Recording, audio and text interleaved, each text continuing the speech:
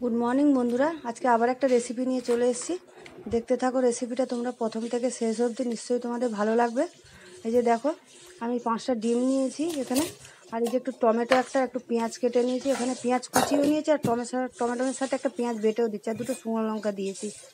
এগুলো বেটে নিচ্ছি। এদিকে কড়াও বসিয়ে দিয়েছি। কড়াতে দেখো আমি কিছুটা জল দিয়ে দিলাম, জলটা একটু গরম করে নেবো উষ্ণ।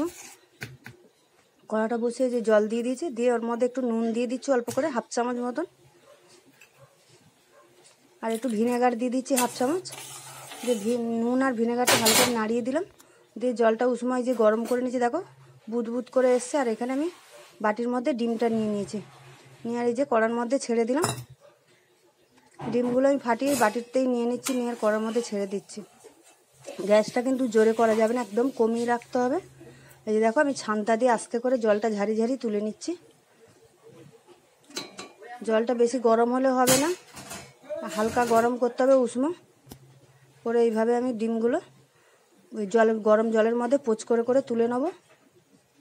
এইভাবে ঘি দিচ্ছি, দেখো পরপর এইভাবে করে নেবো সবকটা ডিম।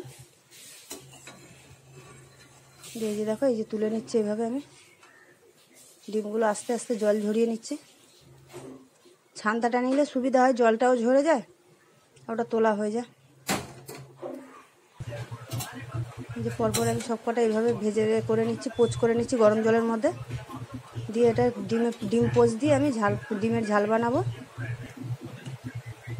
এই সবকটা করে নিয়েছি।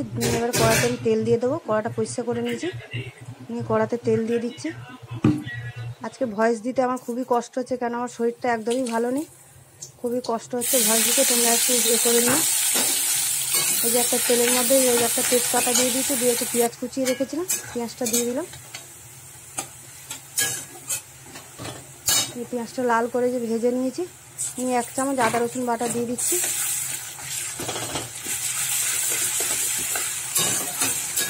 1 চামচ আদা রসুন বাটা একটু তেলের মধ্যে একটু নাড়িয়ে নিলাম, আদা রসুনের গন্ধটা চলে যাবে।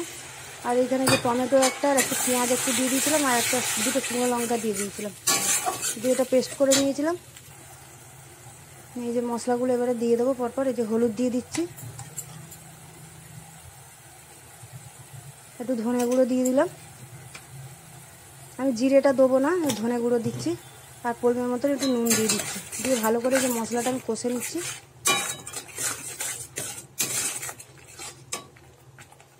দিয়ে ভালো, আর একটু বাটি ধুয়ে একটু জল দিয়ে দিচ্ছি একটু সামান্য, দিয়ে মশলাটা ভালো করে কষিয়ে নেবো। দেখো মশলাটা কষানো হয়ে গেছে, তেল ছেড়ে গেছে। এবার গরম জল আমি এই সাইডে করে রেখেছিলাম, একটু গরম জল এবারে দিয়ে দেবো। গরম জলটা যে কোনো তরকারিতে গরম জলটা দিলে স্বাদটা ভালো হয় তরকারি। আমি যে গরম জল দিয়ে দিচ্ছি। তোমরা তোমাদের পরিমাণ মতো ঝোল যেভাবে রাখবে সেইভাবে দেবে। এই যে ফুটে গেছে ঝোলটা, এবারে আমি যে ডিমের পোচগুলো সব পরপরভাবে দিয়ে দেবো। এইভাবে সব কটা পোচ আমি এইভাবে সাজিয়ে সাজিয়ে দিয়ে দিচ্ছি। দেখো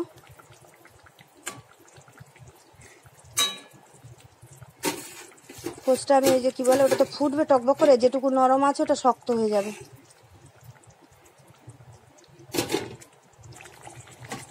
এই যে ভালো করে একটু ফুটিয়ে নিচ্ছি।